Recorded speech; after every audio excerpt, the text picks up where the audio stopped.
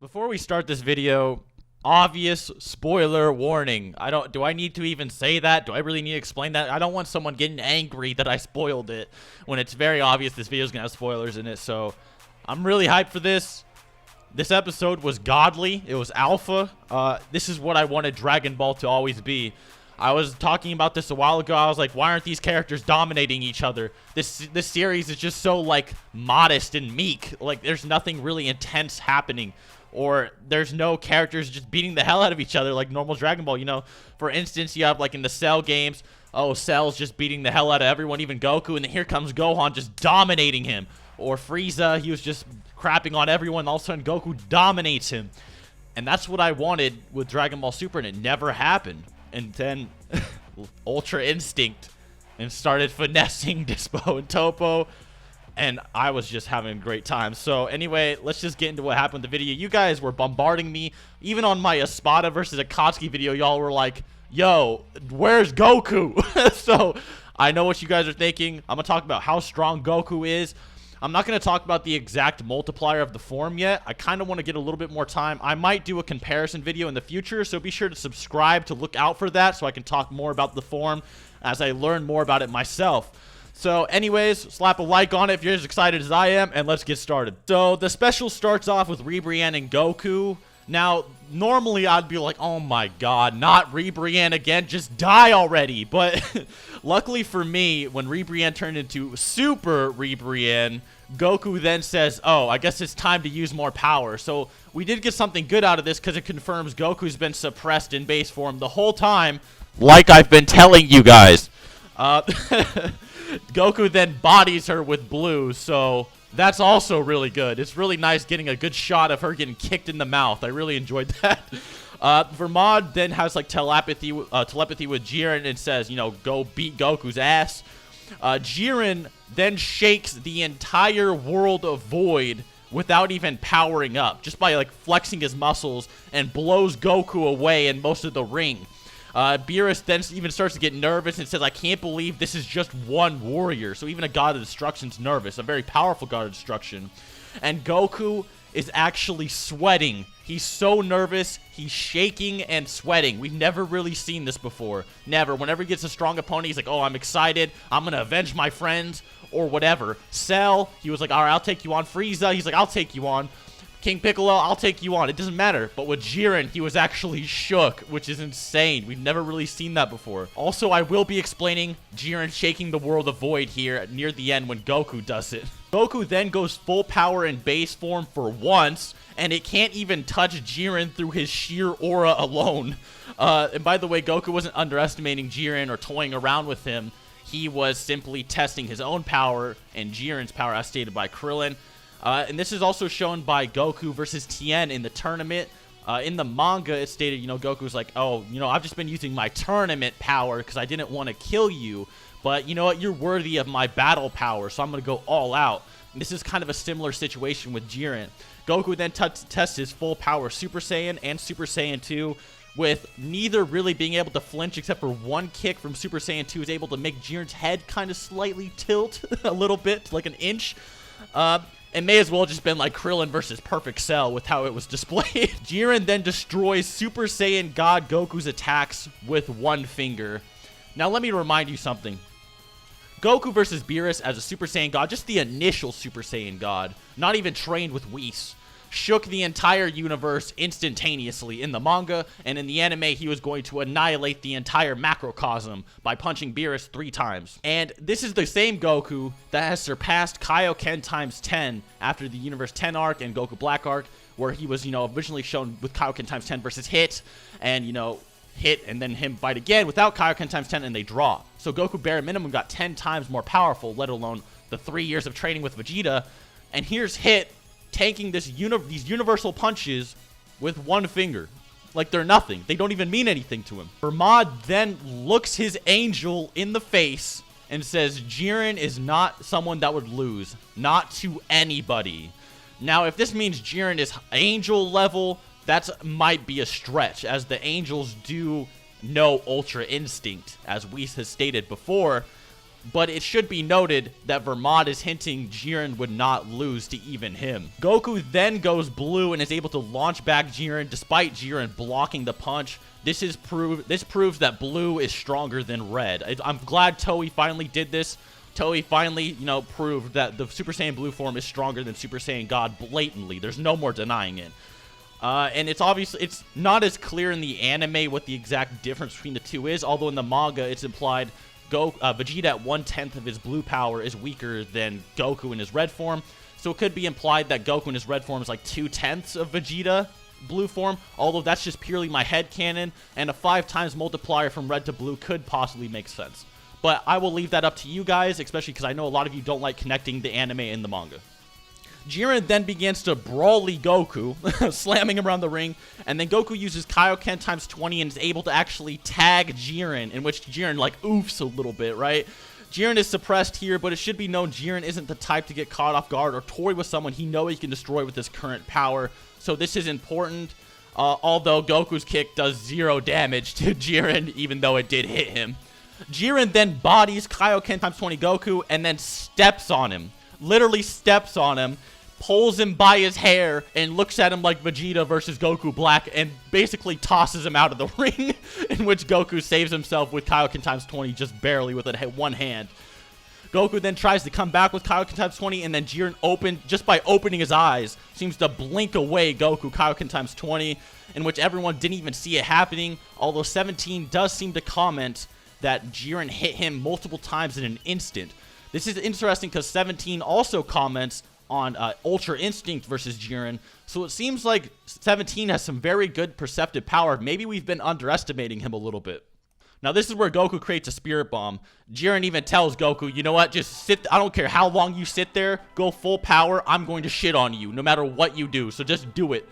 Goku then, puts his thing under, he's sweating, he's like, damn, Jiren's ready for whatever I got, so Goku makes the Spirit Bomb, and some people were complaining about this, they're like, why was it made so quickly? Now, the reason the Spirit Bomb wasn't made quickly, say, on Namek or on Earth versus Kid Buu is because versus Kid Buu, for one, he was getting energy throughout all the universe. Now, he's not absorbing the actual whole universe, but people throughout all of the universe, like the Afterlife and Earth, which is basically across the universe, has to travel to the Spirit Bomb, for one. And we know that some people were reluctant to give Goku their energy, so he couldn't, formulate enough energy, which is why it took so long. And versus Frieza, Goku was struggling to find any energy to gather to begin with, and was sucking energy throughout the solar system, basically. So it did take time to even reach him to begin with. However, versus Jiren, all the energy was, like, right there in the same room. They were all right there, and all the energy he needed was like, here, take it. There was no fight or anything. That's why it was so fast. And the reason it was so strong is because Genki is exponential. Like, for example, do you really think 7 billion humans is Kid Buu level? Why is 7 billion humans is not Kid Buu? Kid Buu could obliterate the entire planet, no difficulty. So it's very clear that the spirit energy of characters, when they're harnessed together, is exponential. And from, universal characters like 17 and Frieza, who knows how powerful this thing could actually become. And it's also interesting because Goku then says, don't regret letting me do this, which means the Spirit Bomb's way beyond Kaioken times 10 Super Saiyan Blue. And this is also interesting because Goku thinks this is enough to beat Jiren, despite the fact that when he had more luck with Kaioken times 20 versus Frieza, and Frieza still survived his Spirit Bomb, which is way stronger, he still didn't defeat him, right? So he has that experience of not defeating a foe with a Spirit Bomb he's, struggled with Kaioken times 20 with before. Yet with Jiren, who was using even less against Kaioken times 20, basically nothing, no energy at all, he thought this will defeat him. So it's even beyond 20 times. Who knows exactly how powerful this thing actually is? And then Goku, on top of this, pushes this Spirit Bomb with his own Kaioken times 20. And Jiren, I'm gonna say this with a lot of emphasis, blinks the bomb away.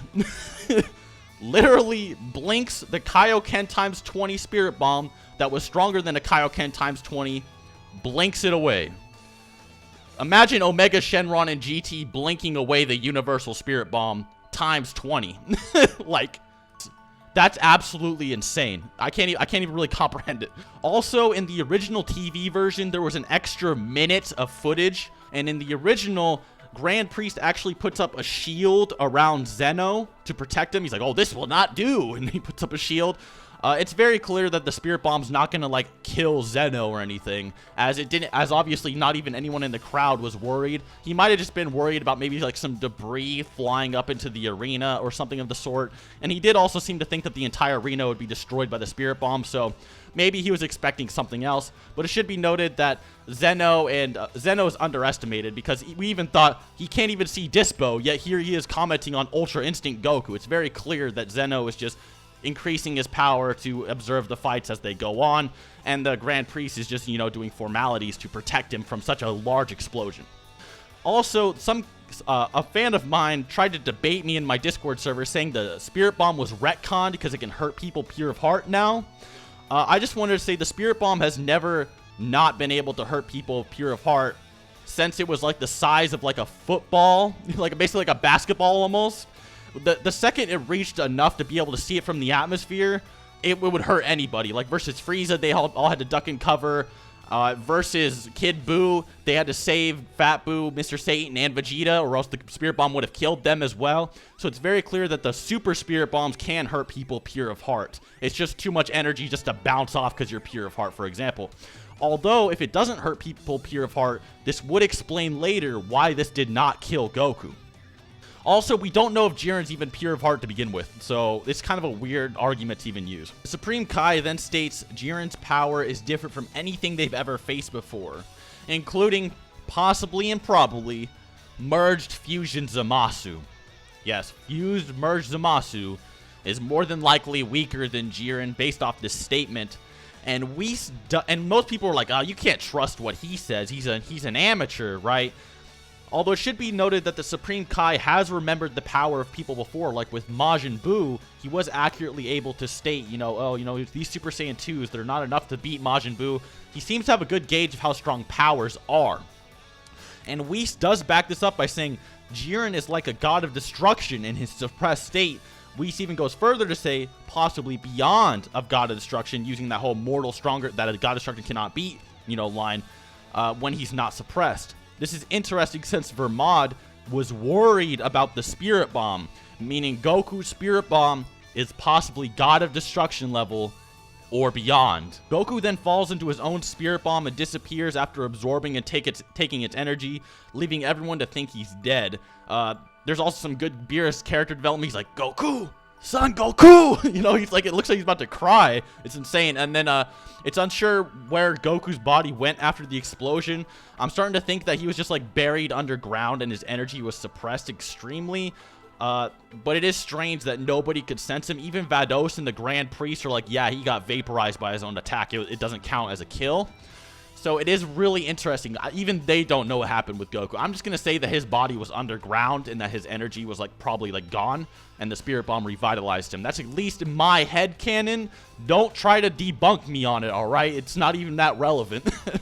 I also thought it was interesting that Quitella still looks confident in his chances despite seeing these crazy God of Destruction level attacks going off. So it looks like Quitella does have something up his sleeve. Goku then appears, right? And before even fully transforming, shakes not only the entire stage, but the whole world of Void. Notice how Elder Kai, who can see anything with a possibly endlessly expanding macrocosm using the Daizenshu, states the whole world of Void. Not just the world of Void, the entire world of Void. Let me just give you all a recap of what the world of Void means. Dragon Ball Super Episode 78, timestamp 251. Goku, so where's the Tournament of Power gonna be held? Grand Priest, it will be held in the world of Void. Goku, the world of Void? Beerus, it's a world without time or space, filled with infinite nothingness. Grand Priest, as it implies, the world of Void is empty. Translation, Goku's existence, not even powering up, not even fully transformed, his mere existence shook infinity. Let that just sink in. He didn't power up, he didn't attack. His mere existence shook infinity. Now, a lot of people try to debunk this by saying, how is that possible? How do you shake a realm of infinite nothingness. It shouldn't, this can't be counted. It can't happen because it's not possible in real life. Now, let me just debunk this by giving you a different example. How is it that characters in fiction go faster than light if it's impossible in real life? The laws of physics in real life dictate that you cannot go faster than light because you have infinite mass. Yet characters in fiction are completely unhindered by this philosophy or law. So Goku shaking a realm of infinite nothingness can be explained one simple way. Dimensional tearing. Goku hit 4th dimensional and shook infinite 4D space. Well, not really 4D space, but an infinite realm. But how? Well, the characters that are 4th dimensional have complete control over time-space. They're infinitely above 3D, which is why they can shake an infinite 3-dimensional constructs. And also, a 4th dimensional being can be a catalyst for time and space to exist. If his power is so massive that it's greater than infinity and it spans throughout infinity, his own energy could be simply greater than the realm itself and be what's vibrating or shaking. This would explain why the realm was appearing to shake. Also, this is the perfect time for you to all concede that Goku is 4th dimensional. There is no way to deny it anymore. He shook the entire macrocosm simply by punching as a god, and now he's shaking infinite realms by simply existing. There is no more denying Goku is above infinite 3-dimensional attack potency. There's no more denying it. It's over. Concede. Goku becomes so powerful, even Whis is surprised and starts actually fanboying. Like, Whis is over here like, I've been trying to teach this cat how to do this Ultra Instinct thing for like millions of years, and this monkey did it in like a few, and he's just fanboying, having a great time. Goku then casually finesses Toppo and Dispo like some Hunter x Hunter shit. And then people also get on the tangent of, they shouldn't be able to fly in this realm. And that's true, they shouldn't be able to fly. However, there's 2 explanations for this. One, Goku and Jiren are not flying when they're fighting. They simply leaped in the air, and they are fighting so fast that it looks like they're flying. And also, at one point, when they are fighting, the background is it looks like they're falling down, like the background is moving up, implying they're falling down out of the sky. And also, it should be noted that this isn't the first time a character has broken the boundaries that an angel has placed on them in the tournament. For example, the characters were breaking the barriers that the angels were making during the tournament in Universe 6. So it would make sense that if they became so powerful they're shaking infinity, that perhaps they might be able to break or bend the rules of them not being able to fly just by one character trying to force it on them. Goku in this state surpasses even the Spirit Bomb plus Kaioken times 20 blue, and also has instant dodge hacks and constantly evolves and grows more powerful every punch he throws at his opponent. He is constantly growing more powerful, so anybody he fights within his dimensional tiering, he will slowly gain on them infinitely. He will slowly start growing as strong as they are, or surpass them blatantly. Goku, at this point, has surpassed God of Destruction tier. It's completely obvious. If the Spirit Bomb was God of Destruction tier, Goku is beyond God of Destruction tier, and it's made very clear as Vermod is freaking the fuck out, even though Jiren is stronger than him. Even Beerus is shook, and with just a mutter of Ultra Instinct, which is what Goku's doing, every God of Destruction freaks out, and even the narrator states that all the gods are scared of it. This is also backed up by the Toei sites that updated Jiren that said Jiren is God of Destruction tier, if not higher. Now, I'm not really here to explain why he transformed, but it should be known absorbing Genki or Spirit Energy has always been exponential effects on the body, and it just broke Goku's current limits. However, the form is incomplete, and it's stated in like Dokkan Battle that it's just an omen or like something of things to come. It's not his full transformation yet, which means Goku is going to become even stronger when he actually masters his transformation. And it should be noted that he has like heat coming off his body that both Whis and Jiren state is his limit. And this heat could possibly be because he's relying on the Spirit Bomb to power him, and it's a very limited source of energy, etc. It's unsure if Goku has surpassed Jiren in this state, as both Jiren and Goku are rather straight-faced and calm when fighting in these states of Ultra Instinct when their body seems to act on its own. So I will leave it up to you guys. Do you think Goku surpassed Jiren? Leave a comment down below. Also, be sure to subscribe because I'm going to be doing more videos on Ultra Instinct Goku this week. In fact, I'm going to be doing 2 in general. So other than that, hope you learned something. Until next time.